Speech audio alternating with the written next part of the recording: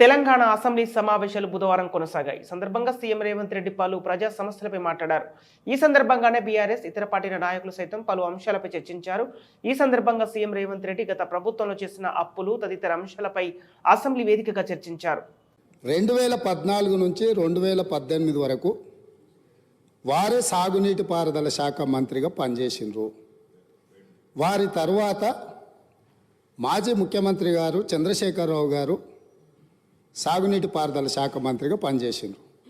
అంటే ఈ 9.5 సంవత్సరాలు వాళ్ళ కుటుంబం తప్ప ఇతరులు ఎవ్వరూ సాగునీటి పారుదల శాఖ మంత్రిగా పనిచేయలేదు. వారు ఆర్థిక మంత్రి తర్వాత ఈ రాష్ట్రం మీద ఉన్న అప్పులు కానీ వివిధ కార్పొరేషన్ల పేరు మీద చేసిన అప్పులు కానీ సంపూర్ణంగా వారి దగ్గర సమాచారం ఉంటుంది. ఎందుకంటే ప్రతిరోజు రిజర్వ్ బ్యాంకు వాళ్ళ దగ్గర ఉన్న నిల్వలన్నీ మన అవసరమైన దాని రిపోర్ట్ ఫైనాన్స్ సెక్రటరీ గారికి ఇస్తారు. ఫైనాన్స్ సెక్రటరీ గారికి ఇచ్చినట్టే అది ఫైనాన్స్ మినిస్టర్ ఇచ్చినట్టే. ఇప్పుడు నేను వారు పదే ఎన్నికల సందర్భంలో కాళేశ్వరం ప్రాజెక్టు అంచనాలే 80,000 కోట్లు, 1,00,000 కోట్ల అవినీతి జరిగిందని ఎట్లా అంటారు? వీళ్ళు లీడర్లు కాదు, వీళ్ళు రీడర్లు, రాసిచ్చింది మాత్రమే చదువుతారని చెప్పి ప్రజల్ని మభ్యపెట్టడానికి శాయశక్తుల్లో వాళ్ళ కుటుంబం అంతా ప్రయత్నం చేసిండ్రు. సరే, మేమేం చెప్పినాం, వాళ్ళు ఏం చెప్పినారు, ప్రజలు అనేది పక్కన పెడితే వాస్తవాలు అనేటివి కొన్ని ఉంటాయి. ఆర్థిక శాఖ ఉన్నది. ఈరోజు ఆర్థిక శాఖకు మొన్నటి వరకు పనిచేసిన మంత్రి గారు పేజీ నెంబర్ 21 వారు చూసుకోవాలి తమరి ద్వారా, మిగతా సభ్యులు కూడా.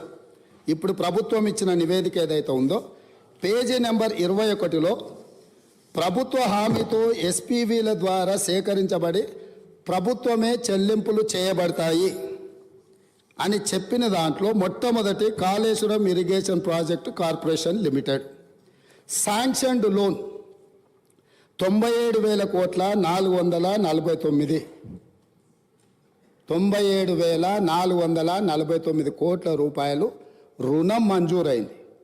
ఇందులో లోను విడుదలయ్యింది 79,287 కోట్ల రూపాయలు.